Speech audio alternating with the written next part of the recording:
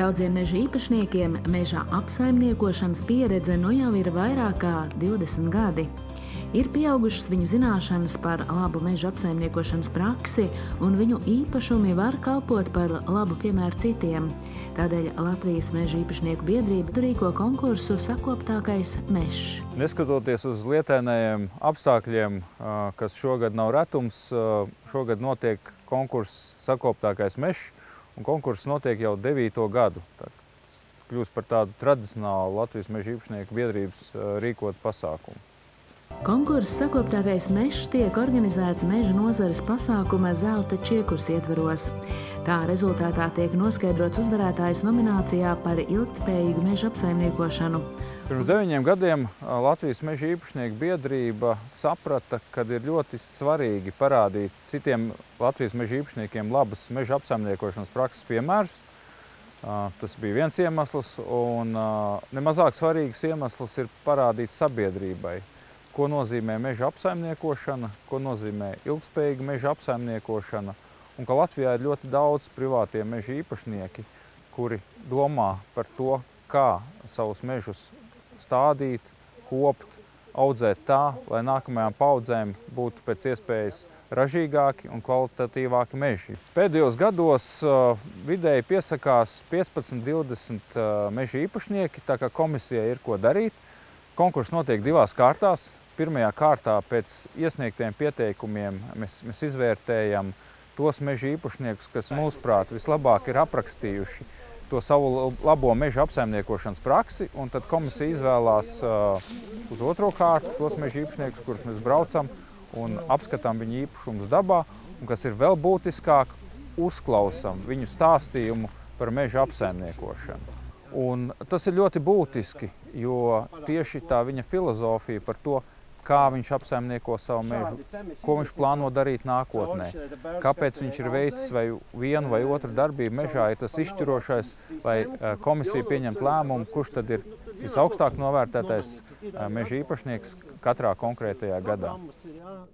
Pagājušo gadu man uzrunāja 2 meitenes no meža konsultāciju un pakalpojumu centra, Rīta Dašjora un Agita Šenberga, vai es nevaru sarīkot pie sevis semināru par savu meža īpašumu. Pēc šiem semināriem, kuri man likās bija ļoti veiksmīgi, īpašniekiem bija interese, ko es esmu izdarījis. Un nāca priekšlikums no viņām, no šīm burvīgajām meitenēm, vai es negribu piedalīties konkursā. Vārds pa vārdam, un es piekritu. Un tad pēc tam pārdomāju, ka tomēr jau neko zaudējis es nebūšu. Varbūt kāds no meža īpašniekiem arī ņems piemēru, kā es saimniekoju un ko es daru. Un tā kaut kā. Ceru, ka man izdosies, kā saka, attaisnot tā meiteņa cerības. Un būs bijis iemesls, kā saka, komisija atbraukt un kā saka, pārliecināties, ka tiešām šis mans meža īpašums, ko viņi apsekoja, tiešām bija to vērts. Latvijai vajag daudz konkursus, kā saka, daudzveidīgs, jo tas ir meža diezgan plaša profila. Tur varētu būt konkurss par meža izstrādātājiem, vai ne? Lai arī viņi, kā saka, piedalītos kaut ko līdzīgu Zelta čiekuram. Tas jau ir daļai. Un mans profils ir mežkopība, ne? Un tas ir mans jājam zirdziņš un tādu blakus jautājumu kā meža ierīkošana, kas saka, uz jaunauģu kopšanām, gan arī uz kailcirtēm. Jā, kas ir grēks kādreiz skaitījās man, bet valsts mežos diezgan daudz esmu piedalījies. Šāds konkurss ir nepieciešams vairāku iemeslu dēļ. Tā ir pieredze, tā ir dalīšanās ar pāriem meža īpašniekiem. Šis konkurss vienkārši var iedvesmot citus un priecāties arī par, kā saka, par to, ko tas izdarījis. Latvijas iedzīvotājiem novēlēt, lai būtu savstarpēji saprotošāki, savā starpā nekašķētos. Jā, arī patreiz ir, paldies Dievam, tauta palikusi ogotāji, seņotāji tīrīgāki, vairs nav piemēslots mežs tik katastrofāli, kāds kādreiz te bija. Man pat kaimiņi palīdzēja savākt atkritumus mežā.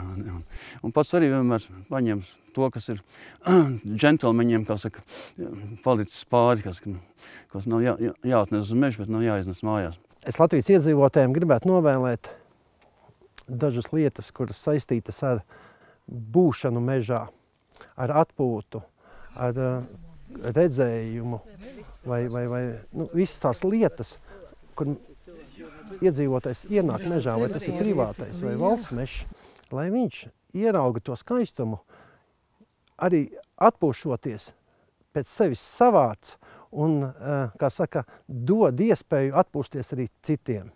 Es aicinu visus Latvijas meža īpašniekus būt drošiem un palepoties par savu paveikto darbu, jo, ja mēs paši nepaleposimies un neparādīsim labos prakses piemērus, tad neviens cits mūsu vietā to neizdarīs. Tāpēc nākošu gadu lūdzu esiet aktīvi, piesakieties konkursam Sakoptākais mežs.